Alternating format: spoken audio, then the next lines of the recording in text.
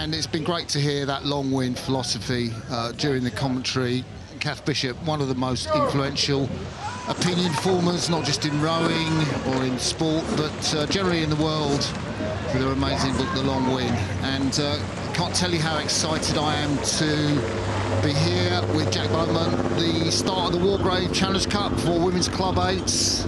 Molesey on the left of your picture, the Surrey-based club, and they are going up against the local women from Upper Thames Rowing Club, their B crew, who are on the left of your picture, on the right, I was going to say just slightly obscured by the launch, but that's Molesey. So, what do you make of this Molesey B crew, Jack? Well, they are definitely laying some power down underwater, I can tell you that. It looks pretty aggressive. They've definitely not settled to come down onto any sort of sustainable race pace yet.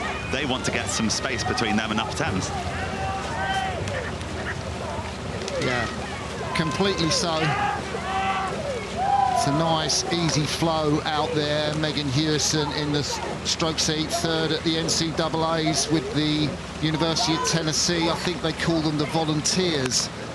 Some 19th century nickname that University of Tennessee have. And the Upper Thames crew, I saw them race yesterday, the Upper Thames crew. I thought they had a really good race against Vesta. It's a stunning year that Upper Thames have had, Jack. They've qualified 2 women's 8s for the Wargrave. They got a 4 in the town, which is the international standard event. And this 8 really took it to their opposition at Henley Women's. They really crushed the heat in the quarter and just pushed London Rowing Club all the way in the semi, losing by under a length. So they are no slouches, but I think this is an indication of the strength of the Molesey women's squad, Jack. Well, definitely that, because this Upper Thames crew is strong. You know, this is the battle of the B teams, right? They're both B boats from their clubs, but this is still a very, very strong rowing. And, you know, the Upper Thames boat in their race against Vesta had a really tough race yesterday. They had had a tough race in the qualifiers the other day. They've had a good week so far. Just, you know, right now it looks like it might be one race too far. So, Molesey, if you look at the women up in the bows, they are twins, Leonie and Sasha Kennedy, both 23 years of age. And it's very unusual that you see twins together in the bow pair of an 8. But you can just see there the back of Leonie, the computer and internet expert at the University of Surrey. And Molesey are quite lucky, aren't they, Jack? They get a lot of their potential recruits from the University of Surrey. Well, that's a really nice partnership they have there, and I think if you have rowed on that bit of water and you were rowing at the university, why wouldn't you want to row at one of the best clubs in the country? Absolutely. And the Surrey-based club Cocker Hoop, with their member that learned to row as a junior at Molesey, Megan Slavitt, doing ever so well. She won a bronze in the Lucerne World Cup just this last weekend, doing so well with the British team. And this isn't the only Molesey crew in the Wargrave that we'll see this afternoon, because later on we're going to see Molesey A crew. And I guess really, if any one club, Jack, is going to come up against the might of Thames Rowing Club, who have won this event for the last 3 years, it's going to be this Molesey squad. Well, I think there's still a good bunch of crews in this event, though. I think it's probably as wide open as it's ever been, but Molesey are strong in it. And, you know, you rode with Molesey yourself. You must know quite a lot of inside info, Martin. I can't say too much, but I think their coach, Sam Tuck, has done an incredible job. I think he's created a really fantastic, competitive, safe, welcoming, understanding, challenging environment, and women just want to come and row in that. I mean, to be fair, Pete Shepherd, who coordinates the under-23s for Team GB, he is also a Molesey man. Molesey is a performance centre, so athletes do get directed towards the club. I guess Leander would be the top echelon club, but quite a few times athletes would get directed to Molesey, and it's a very successful club, and you can see why.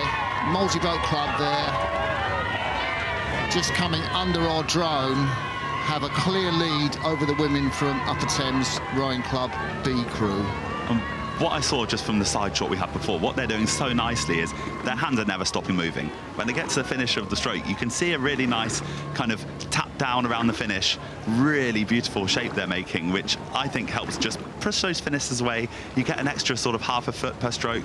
With 220 strokes in a race, that's quite a lot of distance you get. I love that, Jack. What's your view of the pause at the finish that some of the crews developed? I guess, you know, probably the 21 Olympics, the Australian men's four, the foremost example, coached by Ian Wright. Do you have a view on that? Well, look, it was never my thing, but when I watched it, I felt like it was a better thing for the sweep boats than the scullers. I always felt like the scullers, you need to organise your two hands, whereas when you're sweeping, you don't need to do that. But, you know, I think most importantly, whatever you do, the most important thing is that all 8 of you do it together. And I think that there's many ways to skin the cat. You just all have to try and skin the cat the same way.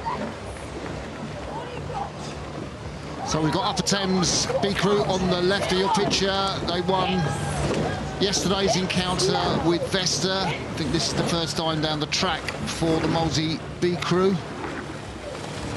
And we are looking at the back of Hannah Mills, the 25-year-old scientific researcher. She's doing a PhD. She's won silver medals in bucks, which is the shorthand for the British University Championships, which is such a big deal for universities, isn't it, Jack?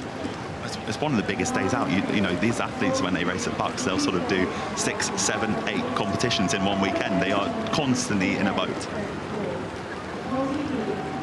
So great shots from our Joan. You can see the absolutely packed stewards enclosure to our left. The covered grandstands, people on the deck chairs. The grey dull skies of this morning have gone. We now have beautiful blue skies, and the crowd, the appreciative crowd, they know good rowing when they see it. Molesey going down through the gears. We've got a little bit to go to the finish. Upper Thames charging all the way, and a lot of the applause will be for that Upper Thames crew, because I think the crowd can really see just how much effort they're putting in all the way through to the finish.